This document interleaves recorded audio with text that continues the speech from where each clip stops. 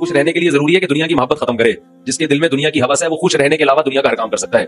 سمجھتے ہو؟ جب وہ دنیا کو مسافر خانہ نہیں سمجھے گا تو پاگل ہوتا رہے گا.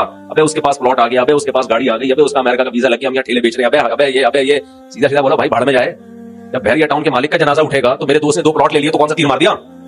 جو اونر ہے وہ مر جائے گا. ختم بھائی. تھوڑے دنوں میں ٹماٹر بیچو, رکشا چلاؤ, لینڈ کروزر میں گھومو, یہ تھوڑے دن کے کھیل ہیں, اس کے بعد ختم.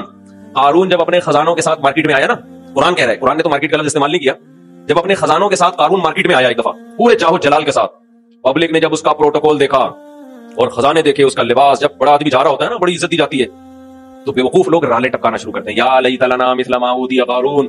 احمقوں اور بیوقوفوں نے کہا ہائے کاش ہمارے پاس بھی ایسی دولت ہوتی جیسی قارون کے پاس. کیا پروٹوکول ہے بھائی اس کا. تو قرآن کیا کہتا ہے؟ علم والوں نے کہا ویلکم, برباد ہو جاؤ, تمہارا ناس ہو جائے. جب انسان بہت ہی الٹی بات کرتا ہے تو آدمی کہتا ہے تیرا ناس ہو, برباد ہو جائے, کہ بیکار باتیں کر رہے بیٹھے.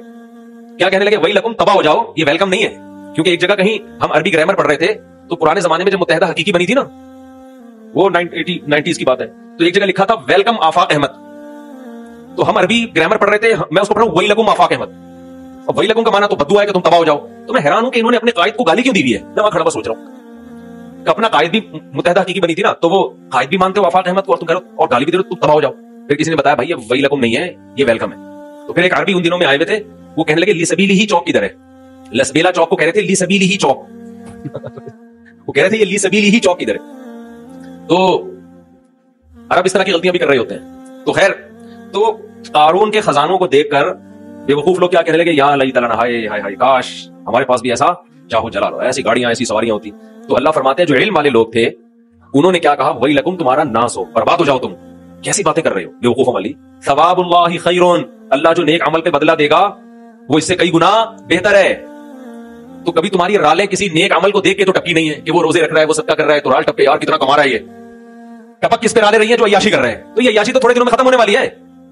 اور قارون اب مارکیٹ سے شارٹ ہو گیا کہ نہیں ہو گیا؟ کہاں گیا اس کا جاہو جلال؟ تو قبر بھی نہیں ملتی, قبر بھی نہیں ہے, زمین میں دھسا دیا اللہ نے, ایسا دھسایا حدیث میں آتا ہے قیامت تک دھستا ہی رہے گا. موسیٰ علیہ السلام نے اسے کہا زکات دے, اللہ نے تجھ پر احسان کیا ہے, تو جیسے اللہ نے تجھے دولت دے کے احسان کیا تو اللہ کی مخلوق پہ احسان کر, تو بھی مخلوق پہ خوب خرچ کر. تو کہنے لگا یہ میرا کمال ہے جو میں نے پیسہ کمایا ہے, مائنڈ میرا کیا تھا. آج بعض مالدار لوگ کہہ رہے ہیں میرا مائنڈ میری لک ہے اور میری, او بھائی آپ کا کچھ نہیں ہے. جس کے لیے اللہ رزق کے دروازے کھولنا چاہے کھول دیتا ہے. ہم نے بڑے بڑے فنٹر دیکھے ہیں, وہ بیچارے ٹماٹر ہی بیچتے رہتے ہیں ساری زندگی, حالانکہ مائنڈ ان کا بہت ہوتا ہے. اور بڑے بڑے بیوقوف لوگ دیکھیں جن کے پاس نوٹ گننے کی فرصت نہیں ہے. تبھی امام شافعی نے کہا ہے نا, ایک شعر امام شافعی کی طرف منسوب ہے واللہ عالم, کہ اگر عقل کی بیس پر لوگوں کے پاس پیسہ آتا تو غریب تو بیچارے بھوکے مر جاتے. نہیں سوری, بیوقوف بیچارے بھوکے مر جاتے اگر عقل کی بیس پہ پیسہ ملتا. تو میں اکثر اس پہ ایک واقعہ بھی سناتا ہوں, جلدی سنا کے آگے چلتے ہیں.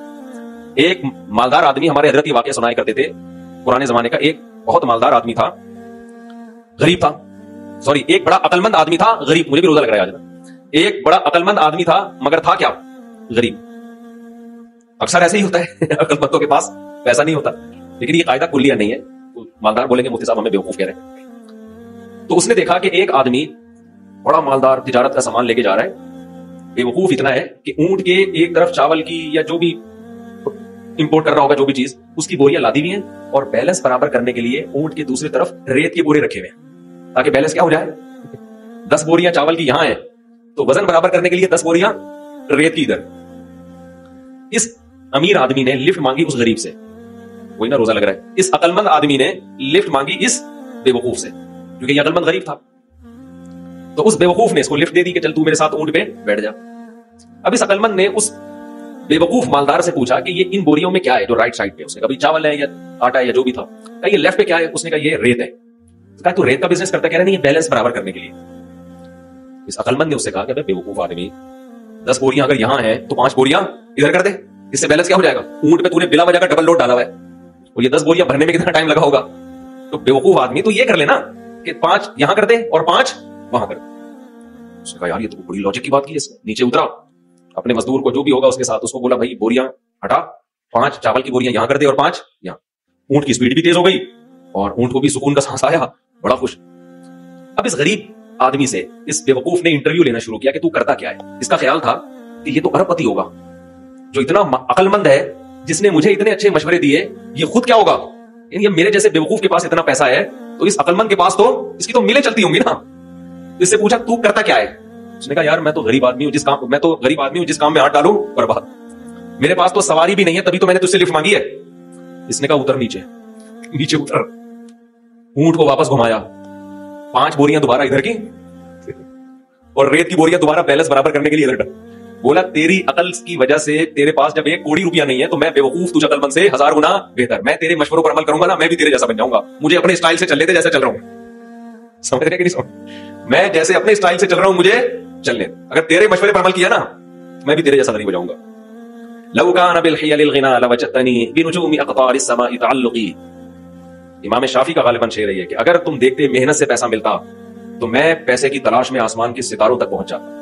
हमने देखा है बाज लोगों का एक शौक होता है, शौकिया कुछ चीजें पालते हैं, रखते हैं, वो शौक उनका बिजनेस बनके उनको करोड़पति बना देता है, हालांकि उन्होंने सोचा भी नहीं होता कि इस शौक से हमें क्या मिलेगा, पैसा। अगर वो प्लानिंग करके करते तो कुछ भी नहीं आता हाथ। इसका मतलब ये नहीं कि आप मेहनत ना करें। पहले ही हमारे यहाँ पोस्तीपन चल रहा है, उठते नहीं है, 12-1 बजे उठते हैं, दुकान पे नहीं बैठते। मेहनत तो करनी है लेकिन मिलेगा इतना जितना अल्लाह ने मुकद्दर किया।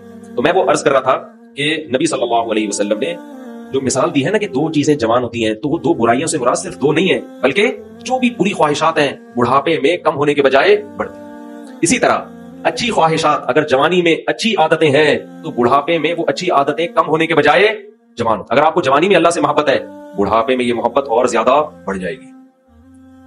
जवानी में दुनिया को मुसाफिर खाना समझते हो, दिल नहीं लगाते, बुढ़ापे में बिल्कुल लिफ्ट कराना छोड़ दो। हमने दोनों तरह के बूढ़े देखे हैं, सखी भी और कंजूस भी।